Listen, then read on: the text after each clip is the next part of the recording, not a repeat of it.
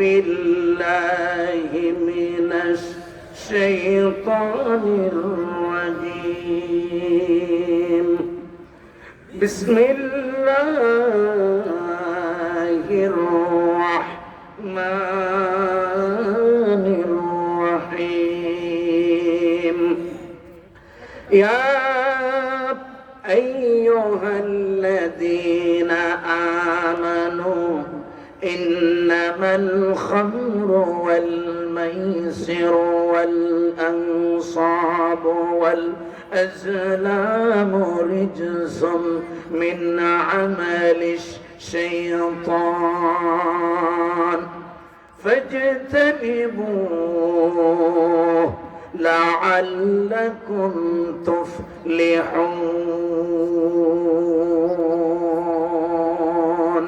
صدق الله العظيم وصدق رسوله النبي الكريم আমার যে বিষয়গুলো দেওয়া হয়েছে সুদ ঘুষ এবং মাদকের কুফর আমি তিনটা বিষয় থেকে একটা বিষয়ের উপর আয়াত তেলাওয়াত করেছি আল্লাহ রাব্বুল আলামিন বলেছেন কোরআনে কারীমে হে ইমানদারগণ নিশ্চয়ই মদ ইন্নামাল খামরু ওয়াল মাইসির এবং জুয়া এরপরে ওয়াল আনসাব ওয়াল আজলাম রিজসুম মিন আমালিশ শায়তান ভাগ্য নির্ধারণী তীর এই যে মদ জুয়া ভাগ্য নির্ধারণী তীর এরপরে মূর্তির যে উৎসব এগুলো সব হলো রিজসুম মিন আমালিশ শায়তান এগুলো হলো সব শয়তানের কাজ কার কাজ শয়তানের কাজ ফাজিতানিবু তোমরা এটা থেকে বেঁচে থাকো যদি তোমরা সফল হতে চাও লাআল্লাকুম তুফলিহুন যদি বেঁচে থাকো আশা করা যায় তোমরা কামিয়াব হবে সফল হবে আল্লাহ যেন আমাদেরকে এগুলো থেকে বেঁচে থাকার তৌফিক দান করে বলি আমিন সুদ আর ঘুষ আমাদের সমাজে চলমান ঠিক কিনা কোন গভর্নমেন্ট সুদ বন্ধ করতে পারে ঘুষ বন্ধ করতে পারে ইসলাম নামাজও পড়ে রোজাও রাখে হজও করে আবার আপনার সবকিছু ঠিক আছে ব্যাংকে যখন টাকা রাখতে চায় যাইয়া জিজ্ঞেস করে ভাইজান 1 লাখ টাকায় কত টাকা ইন্টারেস্ট দেবে কে দেবে সুদ খায় না কি খায় ইন্টারেস্ট সুদ খায় না খায় কি ইন্টারেস্ট তো এই যে ইন্টারেস্ট খুঁজে যারা ইন্টারেস্ট বাংলাদেশে একমাত্র একটি ব্যাংক ব্যবস্থা বাংলাদেশে কায়েম করেছেন এক শ্রেণী সেই ব্যাংকের ভিতরে আলহামদুলিল্লাহ 100% সিকিউরিটি আছে সুদ মুক্ত আল্লাহু আকবার আলহামদুলিল্লাহ বলি হাসিনা এমন কোন ষড়যন্ত্র করে নাই সেই ব্যাংকটাকে বন্ধ করার জন্য ঠিক কিনা এমনকি সমস্ত ব্যাংকের চেয়ারম্যানদের সাথে মিটিংয়ে বলা হতো যে আপনাদের এত সুযোগ সুবিধা দেয় কিন্তু ইসলামী ব্যাংক কেমনে সামনে আগায় ষড়যন্ত্র এই 16-17 বছর এমন কোন ষড়যন্ত্র করে নাই ইসলাম এবং ইসলামী ব্যাংক ইসলামী প্রতিষ্ঠানগুলোকে ধ্বংস করার জন্য যাওয়ার 3 দিন আগেও এদেশের বৃহত্তম ইসলামী আন্দোলনকে ব্যান করে দিয়েছে ঠিক কিনা সিদ্ধান্ত ফয়সালা কার যাদেরকে 3 দিন আগে ব্যান করে দিলাম আল্লাহ রাব্বুল আলামিন 3 দিনের মাথায় তোমার রান্না করা খাবারটাও তোমার গলা দিয়ে আল্লাহ নামতে দিল পৃথিবীতে যারা ইসলামের বিরোধিতা করে ইতিহাস থেকে শিক্ষা নেয় না কেউ ইসলামের বিরোধিতা করেছে নমরুদ ইসলামের বিরোধিতা করেছে ফিরআউন মুসা আলাইহিস সালাতু ওয়াস সালামের আদিত জালিত তাওহীদের চিরাগকে সেই মিশরের গরুগ্রান্তরে নির্বাপিত করার কত ষড়যন্ত্র না করেছে ইব্রাহিম আলাইহিস সালামের দ্বীনের চিরাগকে নির্বাপিত করার জন্য কত ষড়যন্ত্র চক্রান্ত করা হলো আল্লাহ এমনকি ইব্রাহিম আলাইহিস সালামকে আগুনের ভিতরে নিক্ষেপ করেছে ঠিক কিনা ইব্রাহিমের সেই নমরুদের সেই আগুন ইব্রাহিমকে পোড়াইতে পারছে ইব্রাহিমকে ইব্রাহিম তো পুরানো দূরের কথা এক গাছ পশমও ইব্রাহিমের জ্বালাইতে পারে আর আগুনের কোন ক্ষমতা আছে আগুনের কোন ক্ষমতা আছে ক্ষমতা কার আন্নাল কুওয়াতা লিল্লাহি জামিআ সমস্ত ক্ষমতার মালিক কে আল্লাহ ওনাদের ভীষণ ছিল কত 41 নাকি 41, 41-এর অর্ধেক আল্লাহ তোমারে রাখলো না। 41-এর অর্ধেক কত হয়? 20.5 20.5 বছরও টিকতে পারে। আল্লাহ তাআলা মাত্র 14 বছর না 15 বছরের পরে বিদায় করে দিলেন কে? হাসিনার বিদায়ে মনে করছে এক শ্রেণী সবাই দাবি করে যে আমরা করেছি, তোমরা করেছো, অমুকে করেছে, তমুক করেছে। আমি মনে মনে ভাবি পাগলের প্রলাপ ছাড়া আর কিছু নয়। হাসিনার বিদায়ের পিছনে সব চাইতে ভূমিকা রেখেছে ওলামায়ে কেরামদের, মজলুম আলেমদের গভীর রাতের চোখের পানি, ঠিক কিনা? মিয়া সাহেব, ওলামায়ে কেরাম এমন কোন মাদ্রাসা নাই, এমন কোন মসজিদ নাই, আমরা এমন কোন মাহফিল নাই। মাহফিলে ওঠার আগে আমাদেরকে বলা হতো হুজুর এই বলবেন, একটু রয়ে শুয়ে বললেন। আপনাদের এখানেও মাঝে মাঝে বলা হয়েছে হুজুর একটুখানি বুঝে শুনে বললেন। হ্যাঁ, যে হুজুর একটু বুঝে শুনে বললেন, বুঝে নিত পদে আসি যেন সমস্যা না হয়। তো ভাই আমার ইনশাআল্লাহ আল্লাহ রাব্বুল আলামিন বিজয় দিয়েছেন। একটু আমরা বলবো না মানুষের কোনো অবদান নাই, অবদান কার? ভূমিকা কার? এই কথাটা যদি সবাই বলি তাহলে আর কোনো ফাসাদ আছে? আর কোনো ফাসাদ আছে? এটির ক্রেডিট দিতে হবে কেন ভাই? আল্লাহ তাআলা সকল মাজলুমের চোখের পানিকে কবুল করেছেন। মাজলুমের কষ্ট আল্লাহ রাব্বুল আলামিন আর বরদাস্ত করেন নাই। জালেমকে পতন করে দিয়েছেন, মাজলুমকে বিজয় দান করেছেন, ঠিক কি না? ইসলামকে নিবাইতে চাও, ষড়যন্ত্র করো। বিশ্বকবি আল্লামা ইকবাল বলেন, বাতিল সে দবনে ওয়ালা আয়ে আসমান नहीं हम, बातिल से दबने वाले आए आसमान नहीं हम, सोबर कर चुका है तू इम्तिहा हमारा। বাতিলের সাথে মুসলমানেরা পরীক্ষা দিতে দিতে দিতে দিতে অদ্যবধি পর্যন্ত এসেছে। কালেমা পড়নেওয়ালারা বাতিলের সামনে মাথা নত করে নাই। কিয়ামত পর্যন্ত কালেমা পড়নেওয়ালারা বাতিলের সামনে মাথা নত করবে। বিশ্বকবি আল্লামা ইকবাল বলেন, সতে জাকা রহা হ্যায় अजल से तायमरोज,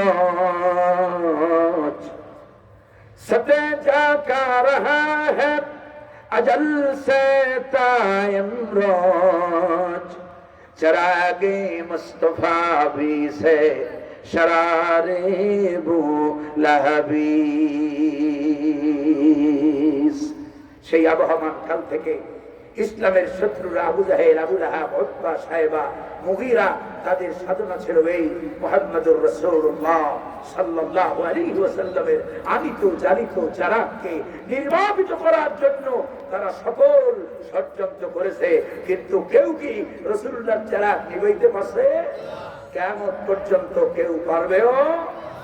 আল্লাহ রাব্বুল আলামিন স্বয়ং কোরআনে আয়াত নাযিল করে জানায় দিয়েছেন, يريدون ليطفئوا نور الله بأفواههم والله متم نوره ولو كره الكافرون। الله أكبر।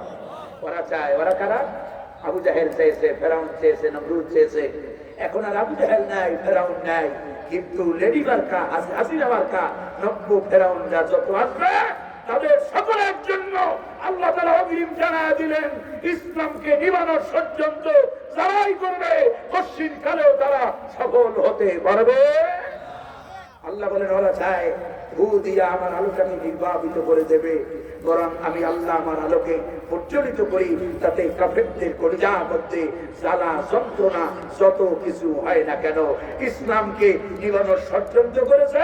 ইসলামের পক্ষে শক্তি বাংলাদেশে এখন দ্বিতীয় বৃহত্তম শক্তিতে পরিণত হয়েছে। আল্লাহু আকবার।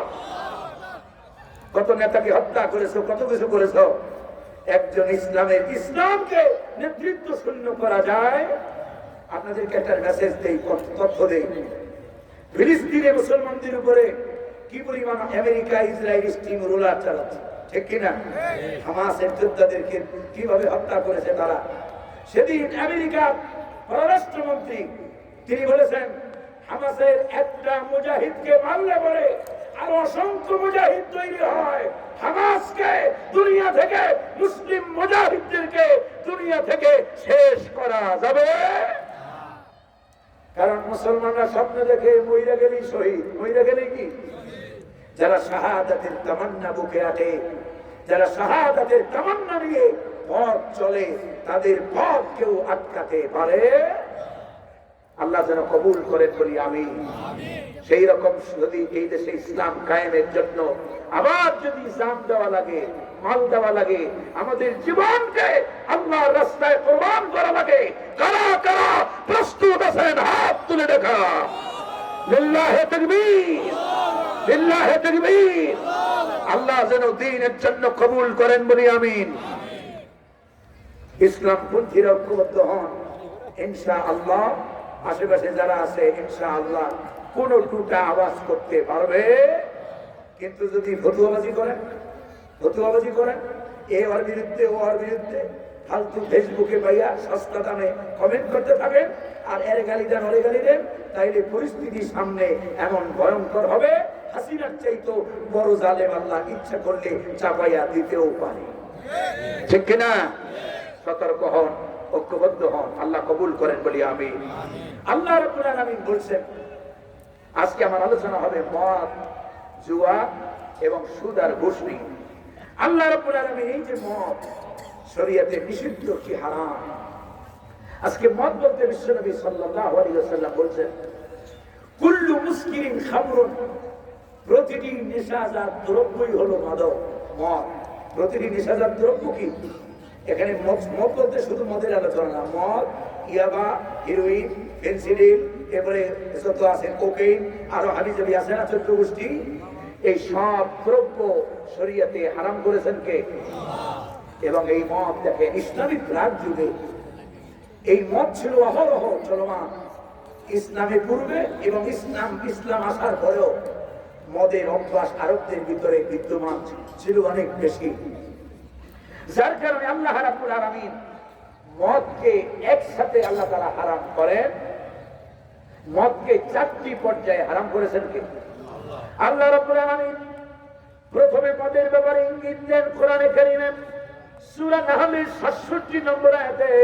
আল্লাহ রাব্বুল আলামিন বলেন, ওয়া মিন সামারাতিন নাখিলি ওয়াল আ'নাবি تتخذون منه سكرا ورزقا حسنا। আল্লাহু আকবার। আল্লাহ তাআলা বলেন, তোমরা ওয়ামিন সামারাতিন নাখিল, তোমরা খেজুর থেকে এবং আঙ্গুর থেকে তোমরা তাত্তাখিযুনা মিনহু সাকারা, তোমরা মাদক তৈরি করো। কি করো? মদ এবং খেজুর এবং আঙ্গুর, খেজুর এবং আঙ্গুরের মধ্য থেকে তোমরা তাত্তাখিযুনা মিনহু সাকারা, তোমরা সুকরান, এই যে নেশাজাত দ্রব্য তোমরা তৈরি করো। আর তোমরা তৈরি করো কি? ওয়া রিজকান হাসানা, ভালো ভালো খাবারও তোমরা বানাও। চিন্তা করেন আল্লাহ রাব্বুল আলামিনের কত সুন্দর কাইফিয়ত দেখেন। আল্লাহ তাআলা বললেন, তোমরা খেজুর এবং আঙ্গুরের মধ্য থেকে মদও তৈরি করো আর তোমরা ভালো ভালো খাবারও। দেখেন রিজকানের পরে হাসানা আসছে, রিজকানের পরে কি আসছে? কিন্তু আপনার কিসের পরে তাত্তাখিযুনা মিন সাকারার পরে হাসানা আসে।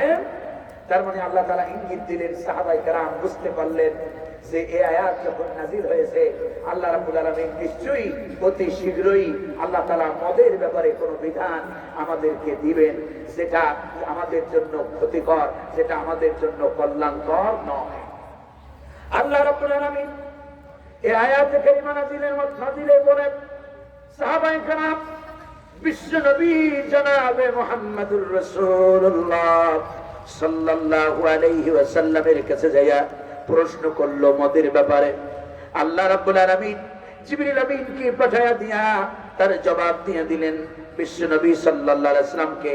সাহাবায়ে কেরাম যখন প্রশ্ন করলেন, আল্লাহ তাআলা বলেন, ইয়াসআলুনাকা আনিল খামরি ওয়াল মাইসিরি কুল ফীহিমা ইসমুন কাবীরুন ওয়া মানাফিউ লিন-নাসি ওয়া ইসমুহুমা আকবারু মিন নাফঈহিমা। নবী হে, লোকের আপনার কাছে ইয়াসআলুনাকা আনিল খামর, লোকের আপনার কাছে মদের ব্যাপারে প্রশ্ন করে এবং জুয়ার ব্যাপারে প্রশ্ন করে, আপনি বলেন কুল ফীহিমা ইসমুন কাবীর, এগুলো হলো বড় পাপ। বড় কি? বড় পাপ, মহাপাপ। ওয়া মানাফিউ লিন-নাস, কিন্তু মাঝে মাঝে কিছু কিছু বিষয়ে মদের ভিতরে কিছু কিছু উপকারও আছে। কি আছে? সামান্য উপকার আছে, কিন্তু অধিকাংশটা ক্ষতি। আল্লাহ রাব্বুল আলামিন বলেন ওয়া ইসমুহুমা আকবারু মিন নাফঈহিমা। আর এই মদ আর জুয়া এগুলোর ভিতরে পাপের সংখ্যাটা, পাপটা হলো বড়, উপকারের তুলনায় পাপ খুবই জঘন্য। সাহাবায়ে কেরাম বুঝতে পারলেন। বিশ্বনবী সাল্লাল্লাহু আলাইহি ওয়াসাল্লামের কাছে আয়াত যখন নাযিল হয়ে গেল, সাহাবায়ে কেরাম দুইটা ভাগে বিভক্ত হয়ে গেল। সাহাবায়ে কেরাম এক শ্রেণী মনে করলো যে মদ হলো ক্ষতিকর, মদ কি? ক্ষতিকর, এবং এটা বড় পাপ। এই জন্য কিছু কিছু অংশ মদ খাওয়া তারা বাদ দিয়ে দিল। আর কেউ কেউ আরেকটা ভাগে আলাদা হলো, তারা বলল যে আল্লাহ বলেছেন ফীহি, আল্লাহ তারা বলেছেন ওয়া মানাফিউ লিন-নাস, মানুষের জন্য কিছু কিছু উপকারও আছে, কল্যাণও আছে। এই কথার উপর ভিত্তি করে এক শ্রেণী তারা মদ পান করত, মদ নির্ধারিত সময়ে তারা মদ খাইতো, আর এক শ্রেণী তারা অ্যাভয়েড করলো। এরপরে আল্লাহ রাব্বুল আলামিন বিশ্বনবী সাল্লাল্লাহু আলাইহি ওয়াসাল্লামকে তৃতীয় পর্যায়ে মদের ব্যাপারে বিশ্বনবীকে জানানো হলো। আল্লাহ রাব্বুল আলামিন বলেন ইয়া আইয়ুহাল্লাযীনা আমানু লা তাকরাবুস সালাতা ওয়া আনতুম সুকারা। ওহে বিশ্বাসীরা, নেশাগ্রস্ত অবস্থায়, মাতাল অবস্থায় তোমরা নামাজের নিকটবর্তীও হবে না। সাহাবায়ে কেরাম এই আয়াত যখন নাযিল হয়ে গেল, সাহাবায়ে কেরাম বুঝতে পারলেন যে মদটা এত নিকৃষ্ট জিনিস, মদ খাইয়া নামাজে দাঁড়ানো যাবে না। কারণ মদ খাইয়া নামাজে দাঁড়াইলে পরে নামাজের ভিতরে ব্যাঘাত ঘটে। নামাজের ভিতরে মদ এমন একটা দ্রব্য যেটা মানুষের স্মৃতি শক্তি লোপ করে দেয়, যেটা মানুষের স্মৃতি শক্তিকে বিনাশ করে দেয়। এই জন্য মদ পান করে নামাজে দাঁড়াইতে আল্লাহ তাআলা নিষেধ করলেন তৃতীয় পর্যায়ে। সাহাবায়ে কেরাম এবারে এক শ্রেণী নামাজের আগেই তারা কিছু সংখ্যা, তারা নামাজের অনেক আগে জোহর আর ফজর আর জোহরের মাঝখানে যেহেতু লম্বা সময় একটা গ্যাপ আছে, এই লম্বা সময়ে তারা মদ খাইতো। জোহর থেকে আসর পর্যন্ত, আসর থেকে মাগরিব, মাগরিব থেকে এশা পর্যন্ত মদ খাইতো না। ফজর থেকে জোহর পর্যন্ত এই লম্বা সময়ে তারা মদ পান করত। আবার এশা থেকে ফজর পর্যন্ত এই দুই সময়ে তারা মদ পান করত। মদ যেন তাদের ভিতরে যেন ঘুমের ভাব, নেশার ভাব যেন দূরীভূত হয়ে যায়। আল্লাহ রাব্বুল আলামিন বিশ্বনবী সাল্লাল্লাহু আলাইহি ওয়াসাল্লামকে কোরআনে কারীমের ৪৪ নম্বর আয়াত মদের ব্যাপারে চূড়ান্ত পর্যায়ে মদের ব্যাপারে আয়াত নাজিল করে মদকে স্থায়ীভাবে হারাম ঘোষণা করে দিলেন যে না, মদ খায়া নামাজ শুধু নয়, মদ ইন্নামাল খামরু ওয়াল মাইসিরু ওয়াল আনসাবু ওয়াল আজলামু রিজসুন মিন আমালিশ শাইতান। নিশ্চয়ই মদ, জুয়া, এই জাতীয় যত খেলা আছে সমস্ত এইগুলো হলো শয়তানের কাজ। সুতরাং ইমানদাররা তোমরা এই ধরনের কাজ থেকে তোমরা নিজেরা বেঁচে থাকো। মদের কাছেও যাওয়া যাবে না, মদ থেকে দূরে থাকতে হবে। ইবনে মাসউদ বলেন, হাদিসের ভিতরে আসছে, নাসাঈর বর্ণনায় এসেছে, যখন এই আয়াত নাযিল হলো বিশ্বনবী সাল্লাল্লাহু আলাইহি ওয়াসাল্লাম তার পক্ষ থেকে ঘোষক নিয়োগ করলেন। ঘোষকরা তারা মদিনার অলিতে গলিতে হাঁটতে লাগলো আর এই আয়াতে কারিমা পড়তে লাগলো। হযরত ইবনে মাসউদ বলেন, মদিনার রাস্তাঘাটগুলো এই আয়াতে কারিমা যখন নাযিল হলো, বিশ্বনবী নিয়োগ করা ঘোষকরা যখন ঘোষণা করতে লাগলো মদ হারাম হয়ে গেছে, মদ স্থায়ীভাবে আল্লাহ তাআলা হারাম করে দিয়েছেন। সমস্ত যার হাড়ির ভিতরে, ঘরের ভিতরে যত জায়গায় মদ ছিল সবাই মদগুলোকে মদিনার অলিগলিতে রাস্তায় ঢেলে দিল। সাহাবায়ে কেরাম বলেন, বৃষ্টি হলে যেমন রাস্তা কদমুক্ত হয়ে যায়, কর্দমুক্ত হয়, কাদাযুক্ত হয়ে যায়, রাস্তায় যেমন হাঁটা যায় না, মদের কারণে মদিনার রাস্তাগুলো সব কাদাযুক্ত হয়ে গেল।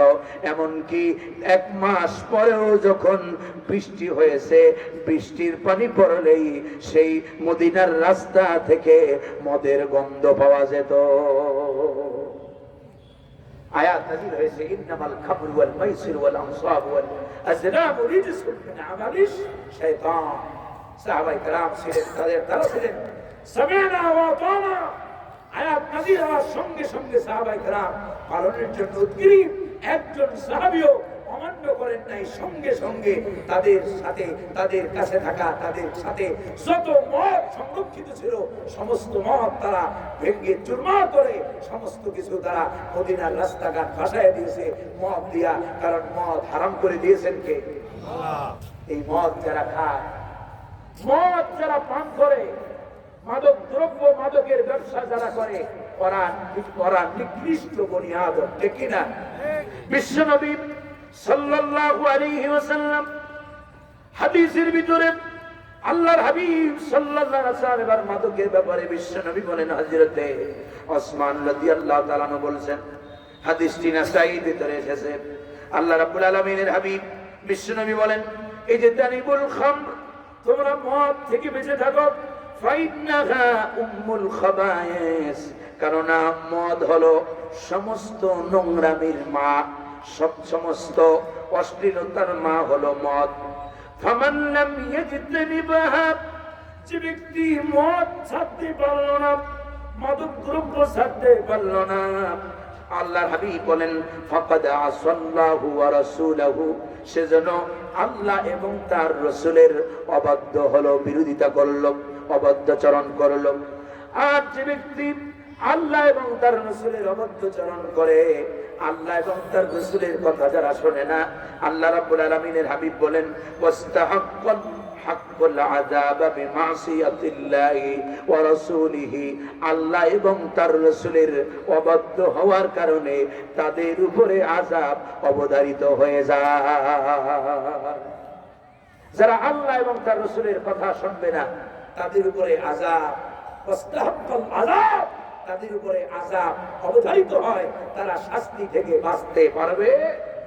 কারণ কি শোনো, আল্লাহ রাব্বুল আলামিন বলেন, ওয়া মান ইয়াসিল্লাহ ওয়া রাসূলহু, ও আল্লাহ রাব্বুল আলামিন বলেন, যারা নাকি আল্লাহ এবং তার রাসূলের অবাধ্য হয়, আল্লাহ রাব্বুল আলামিন বলেন, ওয়া ইয়াতাআদ্দা হুদুদাহু ইদখিলহু নারান খালিদান ফিহা ওয়া লাহু আযাবুম মুহিন। যারা আল্লাহ এবং তার রাসূলের অবাধ্য হয়, সীমা যারা লঙ্ঘন করে, আল্লাহ রাব্বুল আলামিন বলেন, ইউদখিলহু নারান, আল্লাহ তাদেরকে জাহান্নামে ঢুকাবেন। বলি নাউযুবিল্লাহি মিন জাহান্নাম। তারা যাবে কোথায়? জাহান্নামে। এবং সেই জাহান্নামে তারা খালিদান ফিহা, চিরদিন থাকবে।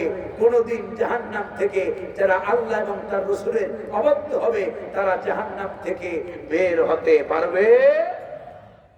কোরআনে কারীমের ভিতরে আল্লাহ রাব্বুল আলামিন বলেন, সূরা নাবার ভিতরে এসেছে, লাবিসিনা ফিহা আহকাবা, ওই জাহান্নামের ভিতরে এই মদ পানকারীরা চিরদিন, যুগের পর যুগ, মাদক সেবনকারীরা যদি তওবা না করে, যদি দুনিয়াতে যদি না শোধরায়, তাওবাতান নাসুহা যদি না করে, আর এই অবস্থায় যদি মারা যায়, তাহলে সেই জায়গায় জাহান্নামের ভিতরে চিরদিন থাকবে, কোনদিন জাহান্নাম থেকে বের হতে পারবে না।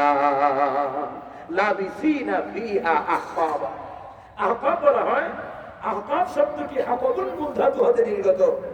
এর অর্থ হলো, মুফাসসিরিনে কেরাম লিখেছেন, যুগের পরে যুগ, মাসের পরে মাস, বছরের পর বছর, যেমন 24 সাল শেষ হয়ে গেছে, 25 সালে শুরু হয়েছে না, জাহান্নামে এরকম এক যুগ শেষ হয়ে যাবে, নতুন যুগের সূচনা হবে, কিন্তু তারা কোনদিন বের হতে পারবে। আল্লাহ বলেছেন, খালিদান ফিহা ওয়া লাহু আযাবুম মুহিন, আর এই মদ পানকারীরা মুদখিনুল খামর, যারা স্থায়ী, যারা মদ পান করে সারা জীবন, যারা মদ পান করেছে, তারা জাহান্নামের ভিতরে লাঞ্ছনা গর্জনার শিকার হবে। বলি নাউযুবিল্লাহি মিন যালিক। আল্লাহ রাব্বুল আলামিনের হাবিব বিশ্বনবী সাল্লাল্লাহু আলাইহি ওয়াসাল্লাম এই মদের ব্যাপারে অসংখ্য অগণিত সহিহ হাদিস বিশ্বনবী সাল্লাল্লাহু আলাইহি ওয়াসাল্লাম থেকে আল্লাহর হাবিব সাল্লাল্লাহু আলাইহি ওয়াসাল্লাম বলেন, কুল্লু মুসকিরিন খামরুন, প্রতিটি নেশাজাত দ্রব্য হলো মদ, আর অকুল্লু খামরিন হারাম, আর প্রতিটি মাদকই, প্রতিটি মদই হারাম করেছেন কে? সকল মাদক দ্রব্য হারাম করেছেন কে? ইয়াবা হালাল না হারাম? গাঁজা হালাল না হারাম? সিগারেট হালাল না হারাম? এই ব্যাপারে হুজুর এটা তো কেমন হয়ে গেল না? সিগারেট হালাল না হারাম? হারাম হারাম। এক সময় লোকেরা কইতো মাকরুহ। কিসের মাকরুহ? সিগারেট এর ভিতরে সুকরান থাকে, সিগারেটের ভিতরে ভয়াবহ হারাম আছে। সিগারেট যেটা মানুষকে, যেটা আপনাকে যেটা শেষ করে দেয়, দেখবেন মাদক দ্রব্য নিয়ন্ত্রণ অধিদপ্তর আছে না নাই? স্লোগান লেখা আছে, একটু আগে দেখলাম আপনাদের স্কুলের মধ্যে ব্যানার একটা আছে। সিগারেট যারা খায় তারা আপনার ফুসফুসে ক্যান্সারে আক্রান্ত হয়, হয় না? হয় না? সিগারেটের গায়ে লেখা আছে না?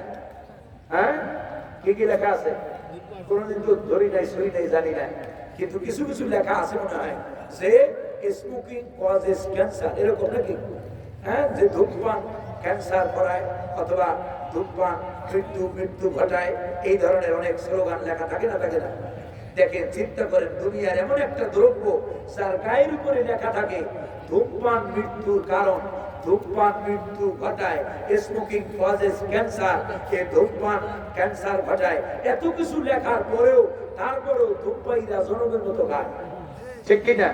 খায় না? খায় না? ভাইরা আমার, ধূমপান হারাম কেমনে? ইসলামী শরীয়তে একটা মূলনীতি হলো লা দরারা ওয়ালা দিরার, লা দরারা ওয়ালা দিরার। ইসলামী শরীয়তের বিষয় হলো কোনো ক্ষতি নিজে করে না, কোনো ক্ষতি নিজে নেয় না। এই ধূমপানের মাধ্যমে স্বাস্থ্যগত ক্ষতি হয় না? হয় না? অথচ আল্লাহ তাআলা বলেছেন, ওয়ালা তুলকু বিআইদিকুম ইলা তাহলুকা, তোমরা নিজেদেরকে ধ্বংসের দিকে ঠেলে দিও।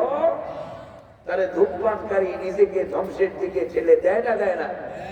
এই সিগারেটের ব্যাপারে এত কথা বলার কারণ হলো, আমাদের সমাজে এক শ্রেণীর মানুষ মনে করে যে সিগারেট খাওয়াটা এটা তেমন কোনো গুনার কাজ নয়।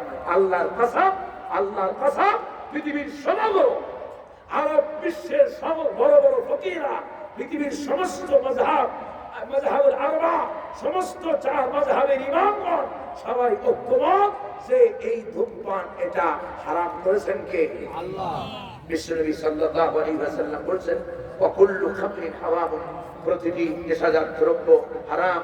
ওমান শারিবাল খামরা ফিদ দুনিয়া, আর যে ব্যক্তি এই মদ মাদক গ্রহণ করে, আপনি দেখেন সিগারেট যারা খায় ওদের ধারে কাছে গেসা যায়, বসা যায়। কালকে এক মাহফিল ছিল চাঁদপুরে, না জানো কোথায়, চাঁদপুরে তো না, কুমিল্লা দাউদকান্দি দিয়ে কমিটির একজন লোক আসছে, আইসে মুখে আপনার ওই মামলানা গোলাপ আছে না, বাইরে আসছে। দেখলাম বাবার পরেও বন্ধ যাইতেছে না। পরে এমন অবাক হয়ে গেলাম যে আল্লাহ, রুমের ভিতরে উনি মুখ বাঁধতে আমার সামনে আসছেন, আর ওনার গা থেকে কুত্তো বসা বন্ধ করে। দেখবেন সিগারেট যারা খায়, রাগ করলে কইলেন, রাগ করলে অন্তত এই সিগারেট খাওয়াটা চাইলে দিয়ে দিন। আর একটা কথা বলি, জাহান্নামীদেরকে আল্লাহ তাআলা দরি নামক খাবার জাহান্নামীদেরকে খাওয়াবেন। লা ইউসমিনু ওয়া লা ইউগনি মিন জু, যেই খাবারে ক্ষুধাও মিটবে না, যেই খাবারে পেটও ভরবে না, ক্ষুধাও নিবৃত হবে না। তাহলে এবার চিন্তা করেন, সিগারেটে কি ক্ষুধা নেবে? ক্ষুধা নেবে? পেট ভরে? হ্যাঁ ভাইরা আমার, তাহলে দুনিয়াতে এই সিগারেট মার্কা খাবার, তার মানে হলো এগুলো জাহান্নামের খাবার। এগুলো কোনো ইমানদার মুসলমান খাইতে পারে? সিগারেট খায় কেমনে? বিলাসিতা দেখায়। প্রতিদিন আপনার কত সিগারেটের যে কত দামের, কত প্রাইজের আছে। এক লোক আমারে বললো যে হুজুর 500 টাকার উপরেও সিগারেট আছে। এই যে টাকা আপনি অপচয় করেন, কত দিক দিয়ে যে আপনার কবিরা গুনাহ হয়, খান সেটা তো কবিরা গুনাহ, আবার এই যে টাকা অপচয় করতেছেন, এই টাকাটা আপনার শরীরের কোনো উপকার করে? রিক্সাওয়ালা, ঠেলাওয়ালা, কুলিওয়ালা, মজুর, একদিন এক ভ্যানওয়ালারে কইলাম যে দেখো তুমি যে সিগারেটটা খাইতেছো এটার দাম কত? কয় হুজুর বেশি না, 12 টাকা। আমি কইলাম দৈনিক কয়টা লাগে? কয় হুজুর তা তো প্রায় 5টা লাগে। আমি কইলাম তাহলে 5 বারং কত হয়? কয় হুজুর 5 বারং 60। আমি কইলাম যদি 60 টাকা দিয়া 1 কেজি দুধ কিনে খাও তাহলে স্বাস্থ্যেরও উপকার হবে, তোমার সব দিক দিয়ে তোমার কাজের ভিতরে কর্মস্পৃহা বাড়বে, তোমার জীবনটা উন্নত হবে, তোমার পরিবারের লোকজনও ভালো থাকবে, ঠিক কিনা? ধূমপায়ীর দ্বারা সবচেয়ে বেশি ক্ষতিগ্রস্ত হয় তার স্ত্রী, তার সন্তান, তার পরিবার পরিজন।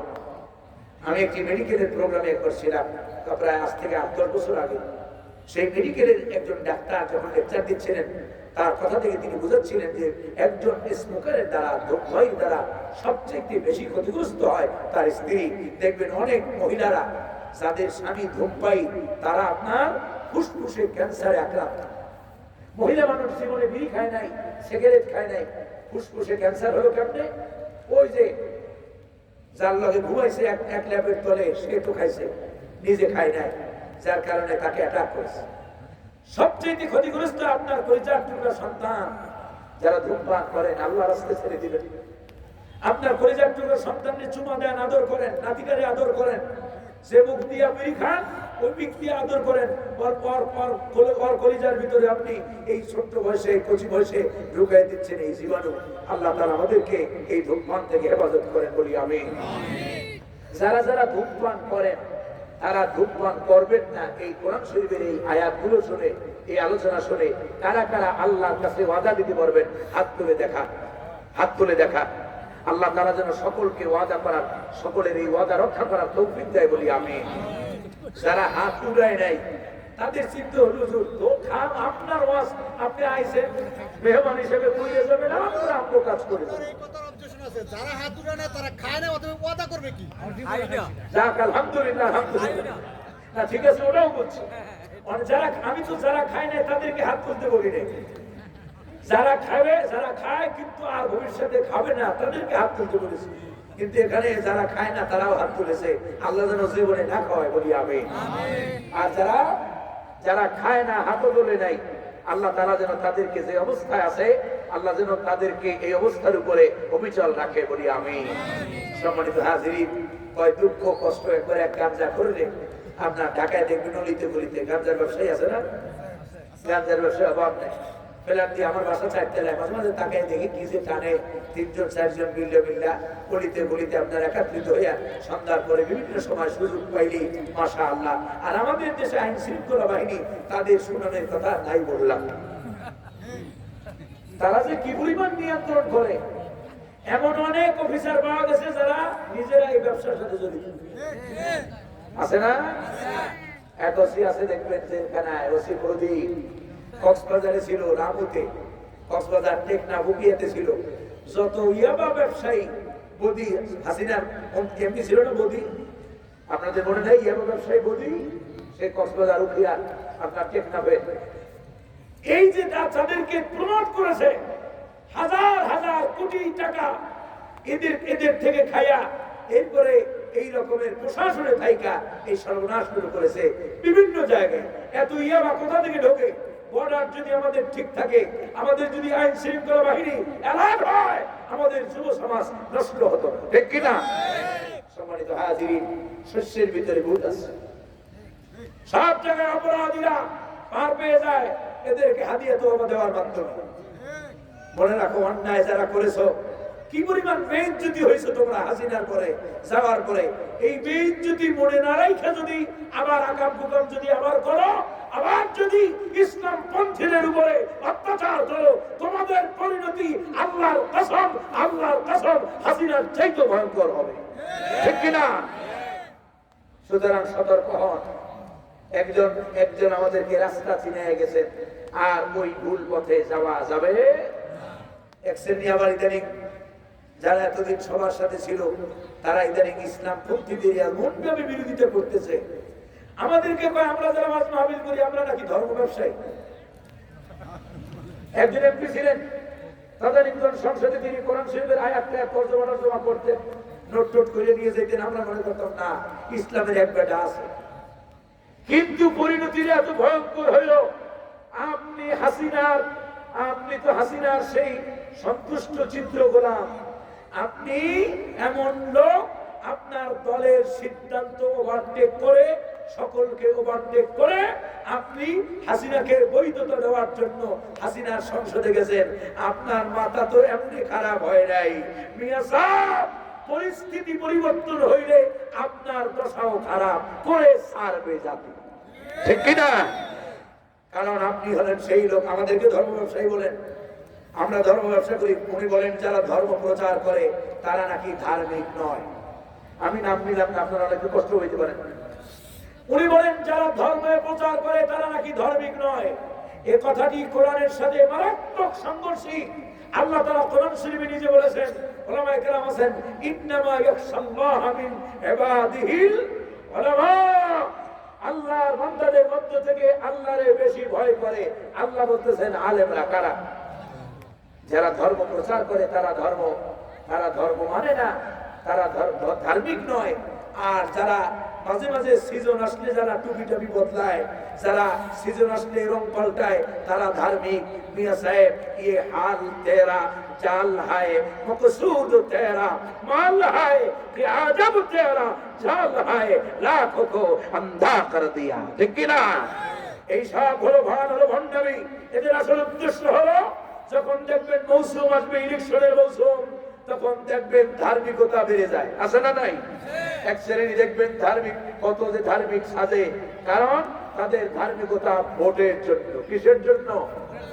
আর আমরা যারা ইসলাম পন্থী, আমরা একদিনের ধার্মিক নই, আমরা বছরের 12 মাসের 365 দিন আমরা নামাজ পড়ি, আমরা আল্লাহর হুকুম বিধিবিধান পালন করি, লেবাস যা আছে তাই থাকি। আমরা আমাদের লেবাস পরিবর্তন করি না, বক্তব্য পরিবর্তন করি না। জালেমের আমলে যেমন ছিলাম এখনো তেমনই আছি। আল্লাহ তাআলা চাহে তো মরণ পর্যন্ত আল্লাহ যেন তেমনই রাখে, বলি আমিন। সুতরাং আলেমদের বিরুদ্ধে এইরকম ইসলাম বিদ্বেষী বক্তব্য আল্লাহ রাস্তা দিবেন না। দিলে জাতি আপনাদেরকে ক্ষমা করবে। আপনার যে বক্তব্য, আপনি আলেমদেরকে মদের সাথে, মদ ব্যবসায়ীদের সাথে তুলনা করেছেন, করছে না? এই জন্য আপনাকে আলেমদের কাছে ক্ষমা চাইতে হবে। আপনার মস্তিষ্ক কেমনে খারাপ তার খবর আমার কাছে আসে। কেন খারাপ? কারণ সামনে আপনি যেখানে আছেন সেখানের জনগণ আপনাকে লাল কার্ড দেখায় দিয়েছে, যার কারণে আপনার মাথা চরম খারাপ। আপনি নিশ্চিত থাকেন আগামীতে ওখানে যাই আপনি ধর্মীয় বাণী প্রচার করতে পারবেন না। আল্লাহ তাআলা আমাদেরকে বোঝার তৌফিক দেন, বলি আমিন। ইসলামের সাথে থাকেন, উপকার হবে। ইসলামের বিরোধিতা করবেন, হাসিনার যে দশা হয়েছে আপনাদের তার চাইতে আরো ভয়ঙ্কর পরিণতি হবে। ইসলামের সাথে থাকেন, আল্লাহ তাআলা বোঝার তৌফিক দান করেন, বলি আমিন। মনে রাখবেন, আলেমদের বিরোধিতা করে কেউ টিকতে পারে না, ইসলাম পন্থীদের বিরোধিতা করে কেউ টিকতে পারে। কারণ ইসলাম পন্থীরা, আপনারা রাত কোথায় কি যান, তার আমলনামা টিভির কাছে আছে, তার আমলনামা এনএসআইয়ের কাছে আছে, তার আমলনামা ডিজি ভাইয়ের কাছে আছে। দেখেন না সালমানের রহমানের মতো কি সাদা দাবি, সাদা পাঞ্জাবি, সাদা পায়জামা, সাদা টুপি, দেখলে মনে হইতো যেন আকাশ থেকে পালায়ে পড়ছে, ঠিক কিনা? চরিত্র কি? অফিসের কর্মচারী তার মালিকের স্ত্রীকে দেখেছে সুন্দর, লোভ সামলাইতে পারে নাই, বেটারে জেলখানায় পাঠাইয়া নিজে বিবাহ করছে। এই হলো ওনাদের চরিত্র। আসল নেত্রী তিনি সপ্তাহে একদিন আপনার রাতের বেলা ডিনারের আয়োজন করতেন গণভবনে। গজব এমনি আসে নাই। সেই ডিনারে মদের সরাসরি একজন মন্ত্রী, বাংলাদেশের মুসলমানদের দেশের একটা প্রধানমন্ত্রী যে ঘর থেকে পালায়া যায়, সেই ঘরে মদের ডিব্বা, ইয়াবার ডিব্বা এত হাবিজাবি কেন পাওয়া যাবে? তার মানে আসলে ওনাদের চরিত্র ভালো। আল্লাহ তাআলা আমাদেরকে বোঝার তৌফিক দান করেন, বলি আমিন। রাগ করেছেন আপনারা? এমন নেতার পিছনে দৌড়াবেন যে আপনি মহিলা গেলে আপনার জানাজায় দাঁড়াইয়া ইমামতি করতে পারবেন। কথা বুঝতে পারছেন আপনারা? এমন নেতার পিছনে দৌড়ান, স্লোগান দেন যে আপনি মরলে আপনার জন্য আল্লাহর কাছে কাঁদতে পারবেন। এমন নেতার পিছনে দৌড়াইয়েন না। জাতীয় জানাজা মাঝে মাঝে দেখেন না, এখন তো জানাজাও জাতীয় হয়। জাতীয় জানাজায় এমনি খাড়াই দেয়, জানাজায় এমনি কেমনে দাঁড়ায় তাও জানে না, দাঁড়ায় দেখলাম গুতগুতি করে যে ওই যে নেতারা কোরআন জানে না, হাদিস জানে না, ইসলাম জানে না, ওযু জানে না, গোসল জানে না, তায়াম্মুম জানে না, ওদের পিছনে যদি ওদেরকে যদি অনুসরণ করেন আল্লাহর কসম কিয়ামতের দিন পরিণতি ভালো হবে না। আর যদি ইসলামপন্থী যারা, কোরআনপন্থী, দিনপন্থী যারা আপনাকে নামাজের কথা বলে, আপনার পরিবারে নামাজ কায়েম আছে কিনা এই খোঁজ নেয়, আপনি বললে আপনার জানাজায় দাঁড়াইয়া ইমামতি করতে পারবে, ওর পিছনে যদি দৌড়ান আল্লাহর কসম এদের নেতৃত্বে থাকবেন নবীরা এদের নেতৃত্ব দিয়ে কিয়ামতের দিন জান্নাত পর্যন্ত পৌঁছে দেবেন, ঠিক কিনা? আল্লাহ যেন সেই কথা বোঝার তৌফিক আমাদেরকে দেয়, বলি আমিন। বাম হব না, রাম হব না, আমরা হব ইসলামপন্থী, কোরআনপন্থী, আল্লাহর দ্বীনের জন্য কাজ করুন, আল্লাহ যেন তৌফিক দান করে, বলি আমিন।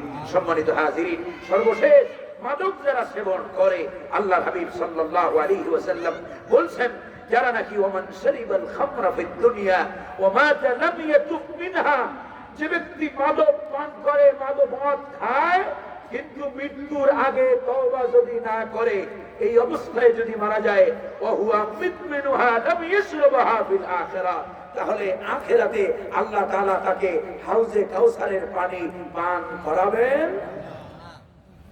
আল্লাহর হাবিব বিশ্বনবী বলেন, ইবনে মাজাহ শরীফের 3375 নম্বর হাদিস, আল্লাহর হাবিব বলেন, হযরত আবু হুরায়রা নারেট করছেন, রাসূলুল্লাহ বলেন, মুদমিনুল খামরি কাআবিদিন ওয়াসানিন, মদ পানকারী ব্যক্তিরা হলো মূর্তি পূজারীদের ন্যায়। নাউযুবিল্লাহ।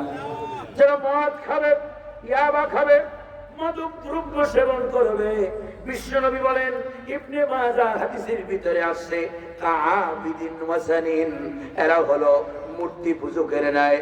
মূর্তি পূজারীদের যেমন শাস্তি হবে, মদ্যপদের, মদ পানকারীদের, ইয়াবা সেবনকারীদের, মাদক সেবনকারীদের একই শাস্তি হবে। হযরত আবু দারদা বলেন, সর্বশেষ হাদিস, বিশ্বনবী সাল্লাল্লাহু আলাইহি ওয়াসাল্লাম বলেন, হযরত আবু দারদা বর্ণনা করেন, নবীজি বলেন, লা ইয়াদখুলুল জান্নাতা মুদমিনুল খামর, যারা নাকি মদ পান করবে তারা কশিন কালেও জান্নাতে প্রবেশ করতে পারবে না।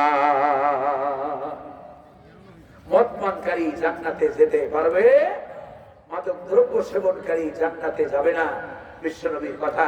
সুতরাং আসুন মাদককে আমরা না বলি, মাদক দ্রব্য আমরা যেখানেই যাকে দেখবো মদ খায় এইসব কাজে অভ্যস্ত, তাদেরকে আমরা দ্বীনের তালিম দেব, বুঝাবো। আমরা বুঝাইতে আমরা যদি এভাবে আমাদের সমাজকে যদি পরিশুদ্ধ করতে পারি, ইনশাআল্লাহ আমাদের সমাজ মাদক মুক্ত হবে। আল্লাহ তাআলা যেন এভাবে আমাদেরকে আমাদের সমাজ মাদক মুক্ত করার তৌফিক দান করে, বলি আমিন। সম্মানিত হাজিরিন, আরো দুইটা বিষয় বাদ রয়ে গেছে, সুদ এবং ঘুষ। এই বিষয়ে একটু টাচ না দিলেই নয়। সুদ এবং ঘুষ হারাম করেছেন কে? আল্লাহ রাব্বুল আলামিন বলেন, ইয়ামহাকুল্লাহুর রিবা ওয়া ইউরবিস সাদাকাত, সুদকে আল্লাহ তাআলা নিশ্চিহ্ন করে দেন। সুদকে আল্লাহ কি করেন?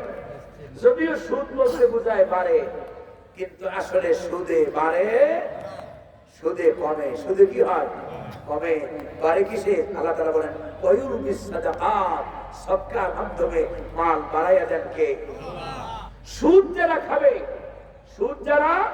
খাবে, বিশ্বনবী বলেন, লিররিবা ৭০ বাবান, সুদের রয়েছে ৭০টির উপরে গুনাহ, তার ভিতরে আদনাহা আইয়াকাউর রাজুলু আলা উম্মিহি, সবচেয়ে সর্বনিম্ন সুদের গুনাহ হলো ব্যক্তি যেন তার মায়ের সাথে জিনায় লিপ্ত হলো, বলি নাউযুবিল্লাহ।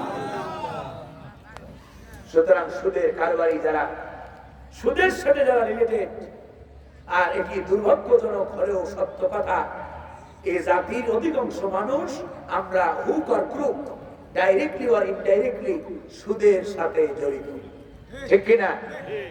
সুদ খায়া যত ইবাদত করেন, বন্দেগী করেন, আল্লাহর কসম, যেই শরীরটা সুদের দ্বারা, ঘুষের দ্বারা তৈরি, ওই শরীর আল্লাহর জান্নাতের সুগ্রাণ ভোগ করতে পারবে। সুতরাং সুদ খাওয়া যাবে না। সুদ যারা খায়, বিশ্বনবী সাল্লাল্লাহু আলাইহি ওয়াসাল্লাম বলেন, আল্লাহর হাবিব বলেন, আর রাশি ওয়াল মুরতাশি কিলাহুমা ফিন্নার। সুদ দাতা, সুদ গ্রহীতা উভয় জাহান্নাম। বলি নাউযু বিল্লাহি মিন যালিক। সুতরাং সুদ দেওয়া যাবে না, সুদ খাওয়াও। আমাদের দেশে কিস্তি আছে না? কিস্তি আছে না? নাই?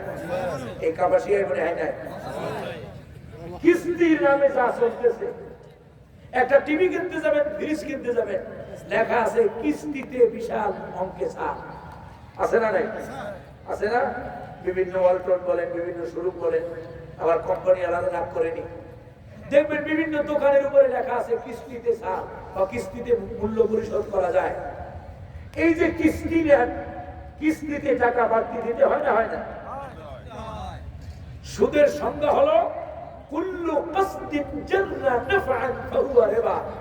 যে ঋণ কোনো মুনাফা আনে সেটাই সুদ, যে ঋণ কোনো মুনাফা আনে সেটাই কি?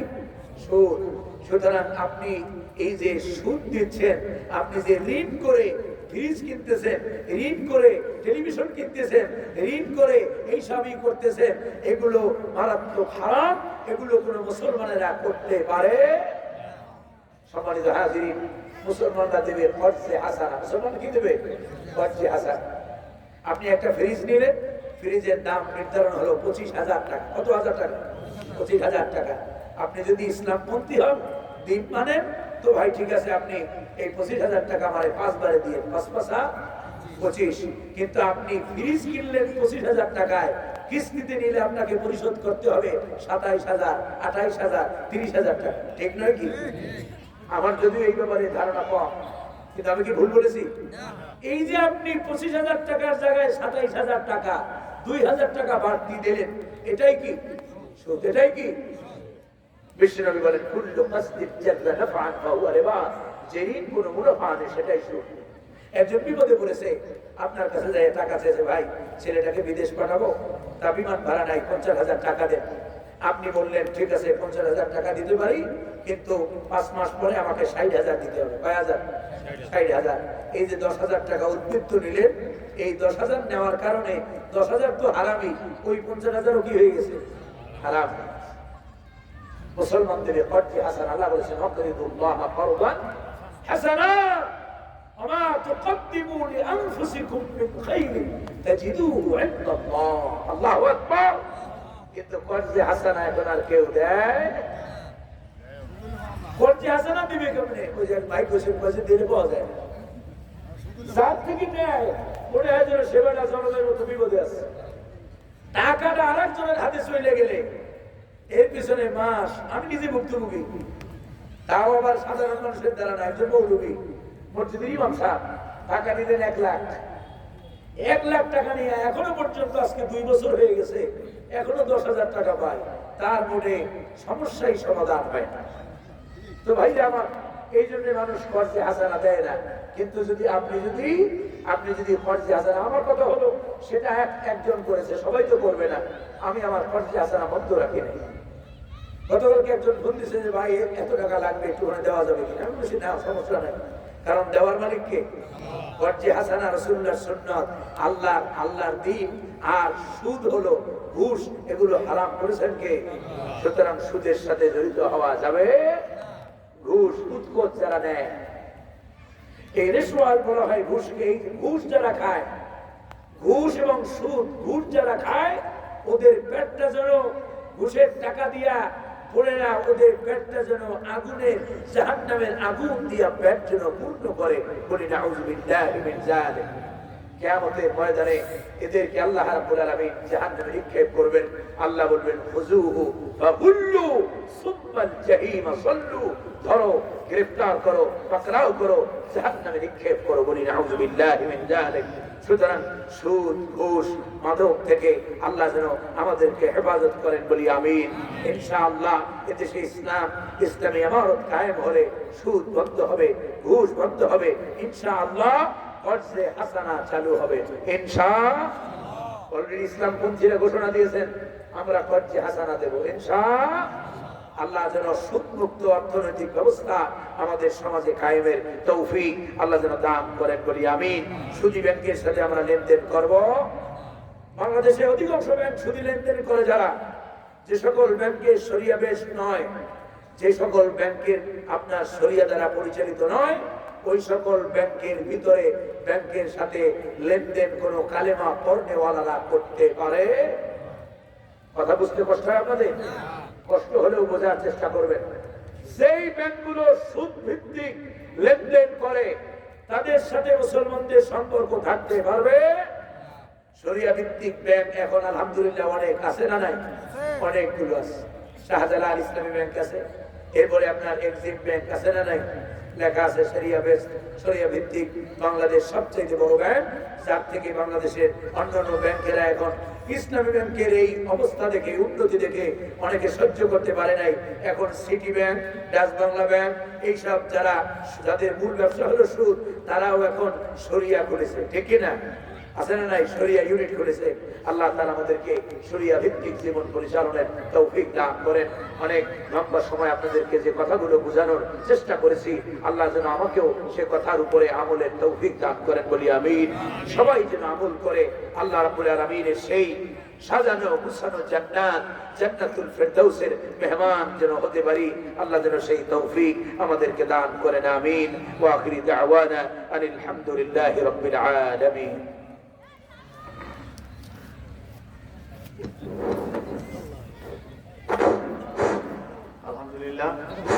আলহামদুলিল্লাহ আমাদের অত্র সম্মেলনের পক্ষ থেকে মহতারাম হুজুরকে অসংখ্য ধন্যবাদ জানাচ্ছি।